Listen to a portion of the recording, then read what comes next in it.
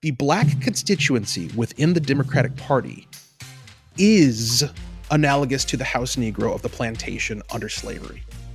Basically what the Democrats did is they extended the offer of the house Negro to everybody on the plantation. They said, you know what? If you're willing to truly cast off any hope of ever being free, we'll let you come in the house. And you could serve us in here, and you'll still be our slaves. But you'll have nicer food, you'll have warmer beds, you'll have softer mattresses. We'll provide for you. You'll have a nicer life. We had a holiday, Martin Luther King Day. Yeah. There was it's an interesting holiday for Republicans.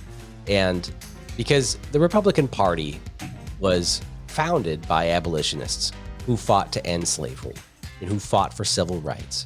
And we have voting records of every single Democrat voting against civil rights, right? During the time of Martin Luther King, right? Republicans were bringing forward legislation. Republicans had the first black congresspeople.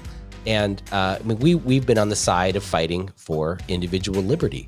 And when I go into schools and talk to kids, and I don't really get super political, but I do talk about the two parties we have in this country and how Republicans believe in a republic, a constitutional republic, which means you can't just pass a law because you have a majority, but that law must also be constitutional. We look to the Constitution, which limits government. In a democracy, you can pass anything you want as long as you have 50% plus one. And that's the basis of the two parties. And when you have a democracy, it ignores the minority, right? You are just looking for what's best for the majority. And by definition of these two parties, the Republican Party fights for the minority, being, the smallest minority being the individual. And right. That's what's important to me. And when it comes to Martin Luther King and his words, and of course, bringing up critical race theory and having these conversations, man, it puts the Democrats on defensive all over the place, all over social media. And I did a pretty punchy video and made some comments about how in 60 years, in the words of Martin Luther King, that he hopes to have his children will one day live in a country where they're not judged by the color of their skin, but by the content of their character. And tying that in with what we're seeing in schools today with critical race theory, actually judging people by the content, by the color of their skin and separating them by race, right? It touched some nerves. Yeah, I mean, what has been done, and I write about this and speak about this every year on MLK Day. What has been done with the legacy of Martin Luther King is bastardization. It is infiltration. It is corruption. It is co-opting. They've taken the image of Martin Luther King and they have twisted it into something that he never expressed, never believed in, and would have opposed. How do I know that? How do I know where a dead man would have stood on the issues of today? Well, because I know where he stood on the issues of his time. And it was in stark contrast with everyone around him. All right. There's a reason why we celebrate Martin Luther King Jr. Day and not Malcolm X Day or Al Sharpton Day or Jesse Jackson Day or Black Panthers Appreciation Month. Okay, there's a reason why MLK stands out and is uniquely honored and uniquely revered.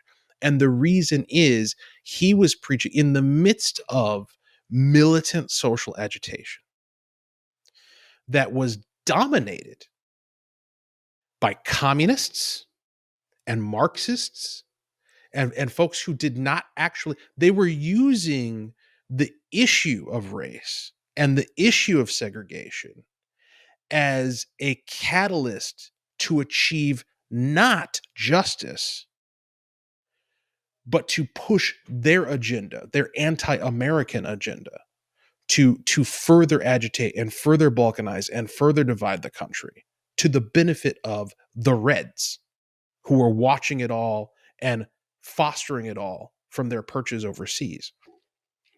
MLK frustrated that effort because he came on the scene and he said, no, no, no, no, no. I'm not interested in a black nationalism.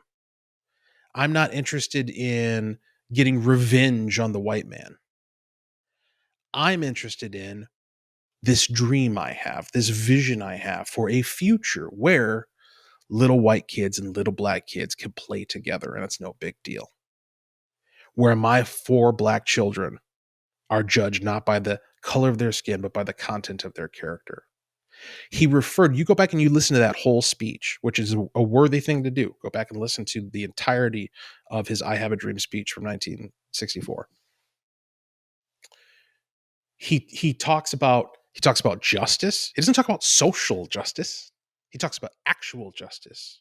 He makes all sorts of biblical references. He refers to his white brothers and sisters. What critical race theorist, what modern woke black activist talks about their white brothers and sisters? They might talk about allies in a patronizing fashion that is very similar. You remember that scene in the Denzel Washington Malcolm X biopic where he's coming down the stairs and this white student, female student, comes up to him and is like, "Oh, I love you, Mr. X, and I just want to know what can I possibly do to help the cause?" And he looks at her and he goes, "Nothing," and then walks past her. That's how today's modern critical race theorists and wokesters feel about their white allies. They look at them and they're like, "That's cute, but we're coming for you too eventually," right? Martin Luther King was a contrast to that.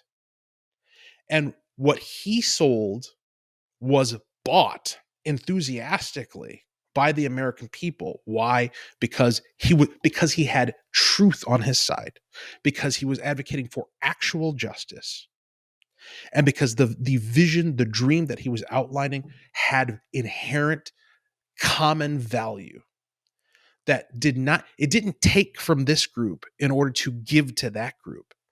It was a restoration. It was a reconciliation. It was the idea that we only have things to gain from each other, not things to lose.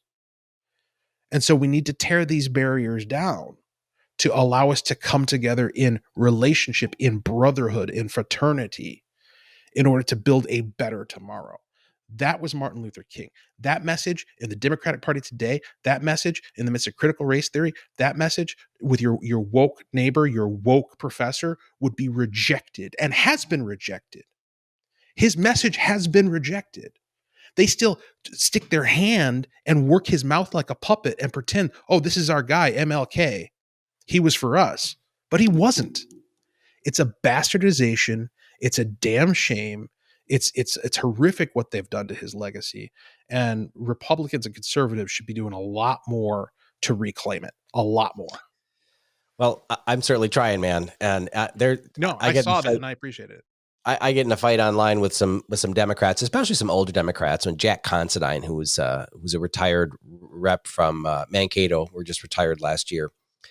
He likes to jump on and talk about how things that I talk about with liberty and freedom, how that's actually their party, and that our parties switched right around the time of Martin Luther King. Like it was the Republicans that were the old Democrats in the South, and then all of a sudden everything, like in 1 year, just switched sides after the Civil Rights Act, and then the Republicans became the Democrats, and the Democrats became the Republicans. And like, no, you can't. The whole philosophy of our parties have been the same, They're still fighting for the same things they were fighting for them. They are still going after segregation. They want it. They want racial segregation. They are still going after enslaving people. They want it. They want to tell you what to do. They want to force you to live your life according to their values, not your own. I mean, nothing has changed. You know what they did? Here's what changed after 1964. The old racists in the Democratic Party realized that they realized that they were no longer going to be able to be Orwell's 1984 on race. They were going to have to be Huxley's Brave New World. And that's what they immediately, you look at the advent and rise of critical race theory. When did it happen? Not too long after MLK was no longer on this earth. I don't think that's a coincidence. They went back to the drawing board and they said, we're not going to be able to do Jim Crow anymore because that's too explicit. And we're not going to be able to go around in white hoods riding on horses anymore because that's too overt. We need to figure out a way, if we really want to achieve the ends of racism, what are the ends? If you're the white man, if you're in the majority, if you're the man, and you want to truly, effectually subjugate black people, well, how can you do it? Expand welfare. Yeah, Get right. them on food stamps. Beat them down. Dole out crack. Right. Keep people addicts. And on top of that, create a narrative that they will buy into that keeps them on the hook. Basically what the Democrats did is they extended the offer of the House Negro to everybody on the plantation. They said, you know what? If you're willing to truly cast off any hope of ever being free, we'll let you come in the house. And you could serve us in here, and you'll still be our slaves. But you'll have nicer food, you'll have warmer beds, you'll have softer mattresses. We'll provide for you. You'll have a nicer life. It used to be like functionally, practically, you could only do that for a handful of people on the plantation. But they figured out a way to offer that to everybody. You could all be the House Negro now. And that's where we're at. The Democratic Party, the black constituency within the Democratic Party is analogous to the House Negro of the plantation under slavery. That is the function they serve. They serve their master and make apology for him and are willing to take a bullet for him to protect him because he provides them with warmth and comfort and security and the opiate of not having to worry because he's going to take care of you. There are very few of us left out here who, and who we are because we're the ones like Candace Owens, not to put myself on her level, but Candace Owens, me, there are a couple other people in town here in the state who are not seeking that comfort and want to be judged by the content of our character and not by the color of our skin. And it's not because it's easy, it's because it's honest. I don't want to be comforted. I want to be affirmed for what I actually am, for what I'm actually bringing to the table. I don't have the sense of belonging to something. I want to have authentic association, authentic relationship, and authentic identity. And you can't have that as somebody else's property, which is what the Democratic constituency, black constituency is today. They are claimed to the point where there are things look, what did we just talk about? As a black person in the Twin Cities, or actually the state of Minnesota, statewide, you can't caucus if you haven't been vaccinated and don't have proof of it. Well, black people disproportionately are not vaccinated. So the Democratic Party has just told you, you ain't welcome, sorry. Maybe you could phone in. Yeah. Maybe you could do it online. Good luck being a delegate.